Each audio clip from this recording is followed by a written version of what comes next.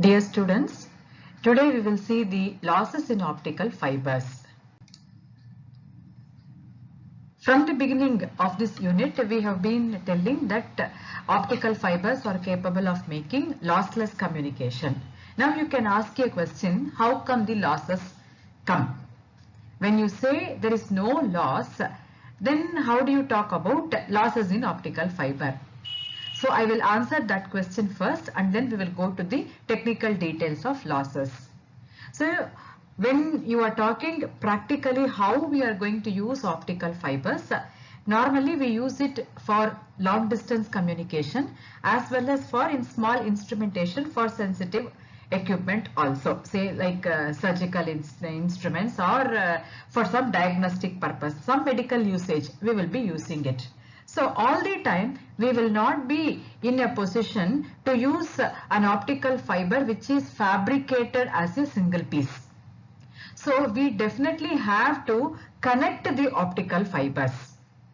So when we are connecting, we should remember the dimension of the optical fiber. It is so small and fragile also.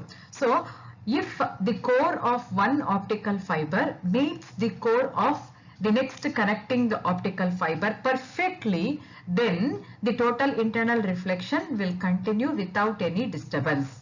The smallest error will also lead to some small kind of information loss. So this is practically when we are using optical fibers in a situation, this we will definitely come across.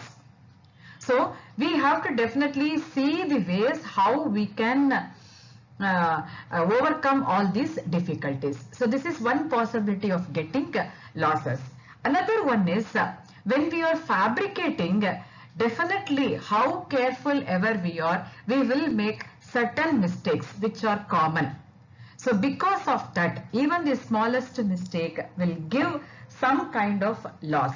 So all that comes under losses in optical fiber. It may be because of some scattering, some absorption, or some kind of foreign material sitting, or some kind of vacancies.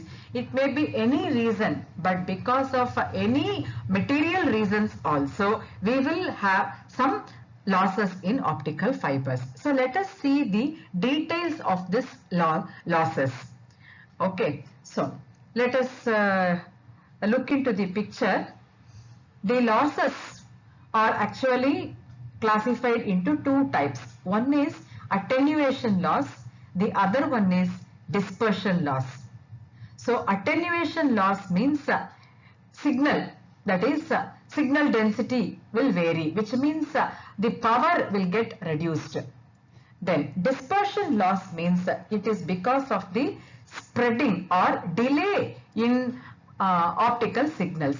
So from one end to the other, when the light signals are going, if in what speed it is entering, in the same speed if it comes out, there is no delay. If there is a small delay, then what will happen? Spreading of optical pulse will take place. So that is called dispersion. Let us read the content now. When light signal propagates through optical fiber, a small part of light is lost through different mechanisms. This loss in optical energy when light is transmitted through a fiber is known as attenuation. Losses affect the transmission characteristics of light waves and the signal density of light waves that can be propagated through the fiber. The amount of loss decides the quality of transmission. So the types of losses are attenuation loss and dispersion loss. Now let us see the attenuation loss. We are not going to go in detail because the detailed part you will be doing in your higher semesters. We are only going to introduce you with all the terms relevant to the loss. Okay, so attenuation loss. So it is the intensity loss during transmission. Attenuation can be defined as the ratio of input power to the output power. So P in divided by P out from a fiber of length L. So how we can express the equation means attenuation alpha is equal to 10 by L log P in by P out base 10 decibel per kilometer. The types of attenuation losses are scattering loss, absorption loss and bending loss. Now at this point, though we are not going to see the derivation of this formula, you can definitely understand what is P in by P out. So with respect to how much of input power, what is the output power? So that is this ratio. That will give you the attenuation. Okay. Now why should I use logarithm? So you have to really understand the meaning of, physical meaning of logarithm. So whenever we are having a big value, in order to see it as a small value, you can use logarithm table. I will give an example. Say suppose I am talking about 1 million or 10 power 5. Assume 10 power 5 I am going to talk. So if you are going to write 10 power 5 in terms of logarithmic, log 10 power 5, it will become what? 5 log 10 base 10, which means it is simply 5. So 10 power 5, instead of telling it as 1 lakh, I can simply tell it as 5. So a bigger value, if I want to see it in a convenient way with a smaller value, there I will use logarithmic scale. So it will not affect the real value. It is only for mathematical convenience or user-friendly manner to have a data, we are going to do in that way. So logarithmic meaning is that. Okay, now let us go for further details. Types of attenuation losses are scattering loss, absorption loss and bending loss. So what is this scattering loss? All of you should be knowing, when light is traveling in straight line, if it is hindered by some obstacle, then it will just go to different multiple directions. That is called scattering. So that normally may happen either because of some hurdles on its way or simply because of variation in density. Suppose a particular density has to be maintained. If there is a small error in maintaining the uniformity of density within the optical fiber, then that will become a scattering center. Where the density is varying, that becomes a scattering center. So this can be further divided into linear scattering and non-linear scattering. You can now understand the linear scattering is further divided into Rayleigh scattering and Mie scattering. Okay, now look at the picture. The picture clearly shows this is the optical fiber where this is core part and this is cladding part, and you can see these are the scattering centers where if the light falls, it just goes to multiple directions, so they become the scattering centers. Now that is the general understanding. Now let us come for understanding further about Rayleigh scattering, what it means. Then Mie scattering, what it means. Generally speaking, Rayleigh scattering is because of microscopic inhomogeneities and Mie scattering is because of macroscopic inhomogeneities. Okay, microscopic inhomogeneities means same change in the density and composition only. So loss is inversely proportional to lambda power 4 here. So higher the value of wavelength of light used, loss will be lesser.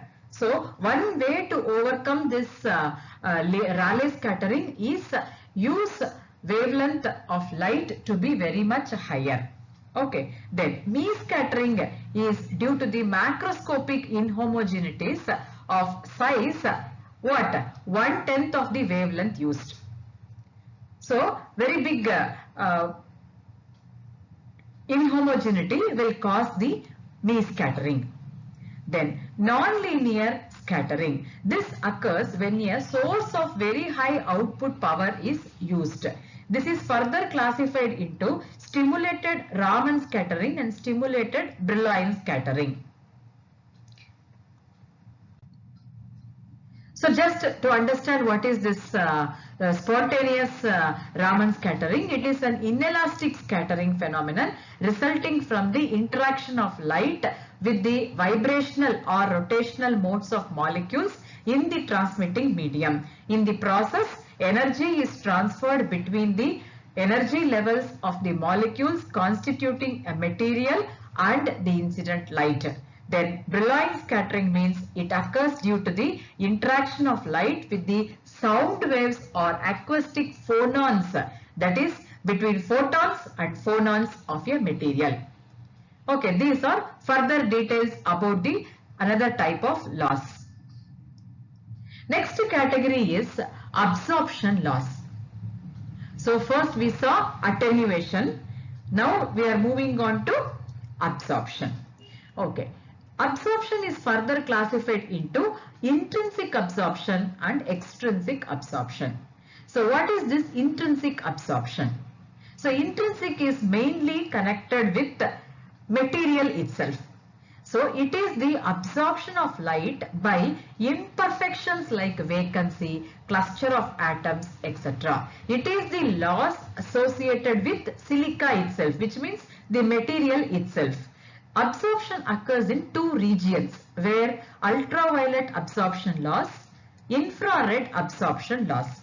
So this ultraviolet absorption loss, where does it occur? Means due to the, how does it occur? Means due to electrons absorbing energy and going to higher energy levels. Infrared absorption loss means due to the interaction of SiO bonds with light causing lattice vibrations. Then extrinsic absorption. What is this? Means it is because of the impurity atom, that is some foreign material is sitting, not due to the material. Okay, it may be because of lack of cleanliness, something like that. It is the energy loss due to the impurities like iron, chromium, copper, nickel or some hydroxyl ions. Presence of water in silica causes SiOH bond where light energy is absorbed by hydroxyl ions. So absorption of light depends on imperfections such as missing molecule, hydroxyl ions, high density atoms, etc. which absorbs the light. Absorption also depends on the wavelength of light used for transmission. The right selection of optical fiber and wavelength is required for minimizing the loss. So you have to optimize the selection of optical fiber and also the wavelength in which the light has to be, light signals have to go inside. Then maximum absorption is observed at 3 bands of wavelength: 950, 1250 and 1380 nanometer. See, you can see here, this is a graph between attenuation and wavelength. You can see this peaks and all, okay, it is full details. Just an outline if we draw, you see the dotted line, how it is, as wavelength is increasing, attenuation is decreasing. Now, where and all the lowest value of attenuation is attained, you see here at this point. So it is roughly around 850 nanometer. Then where else is attained? It is attained here. Okay, somewhere around 1300 or little over it. Okay, then you see at this point, this is the lowest point. So between 1500 and little above nanometer. So these are the different places where the attenuation reaches the minimum. So in general what we understand is, as wavelength is increased, you are able to see the attenuation falling down. See, when I am, I will just draw it and show you. Out of carelessness, if I do, the bending will be like this. So these are called microbends. When laying purpose, I have to bend means I will minimize this bending and make a long turn. So this will lead to macro bending. So this is macro bending and this is micro bending. So this is out of carelessness. This is because of the application. Whatever be, whether it is for application purpose or it is because of my carelessness, bending is a bending. So the light path varies, and because of that loss will occur. So this is called bending loss. Okay, so macro bending, let us read the content. So macro bending loss occurs when fiber is bent around a corner and radius of curvature is greater than the diameter of the fiber. Okay, definitely, obviously yes.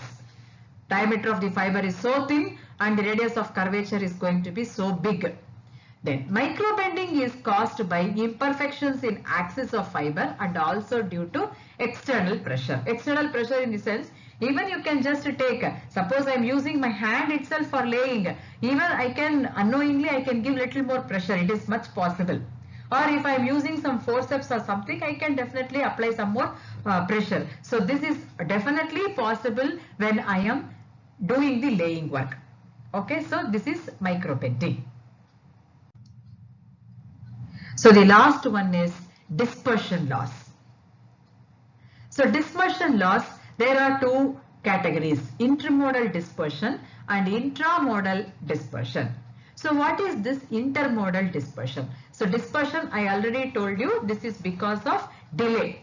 See, I am going to send 3 modes of information. All the 3 modes, if they are going to reach at a time outside, then there is no loss at all. If one is reaching first and the second one is reaching next and third one is reaching afterwards, then what will happen? Before that, the next set of light signals will enter inside. So there will be a overlap. So spreading of output will take place. That is called dispersion. Okay, so this is further classified as intermodal and intramodal. So what is this intermodal? This loss occurs because each mode travels different distances in the same time.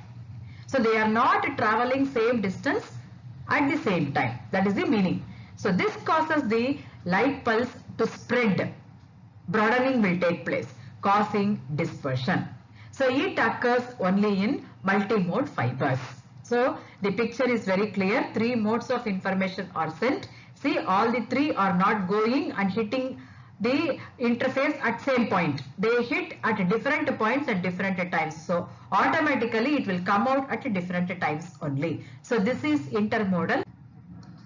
So intramodal dispersion. Next kind is intramodal dispersion. So what is this intramodal dispersion? Means this will take place in single mode itself. Okay, due to 2 reasons, and they are classified into 2 types, that is material dispersion and waveguide dispersion. This material dispersion is nothing but chromatic dispersion. Chromatic, chrome means color, so color is connected with wavelength. So if I am sending optical signals of different wavelengths, every wavelength will not take the same time to come out of the optical fiber. Their exit time will be different with respect to the wavelength. So then also there will be a overlapping taking place. Okay, so first wave will come and there should be some proper gap for the next pulse to come out. But it will come either quickly or in a delayed manner. So there will be a pulse broadening taking place.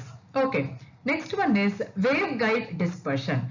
This waveguide dispersion is actually a fault with the material making itself. How means part of the light will travel through core and cladding also. So it has to go only through core. Instead it goes even through part of the light signal will enter into the cladding also. So that will definitely create the loss, that is called waveguide dispersion. So we are only introducing the different types of dispersions. Okay, so attenuation we have seen, then what else we have seen? Absorption we have seen, then dispersion we have seen. So thank you. With this we are completing the losses in optical fibers. We will continue with the next topic in the next video. Thank you.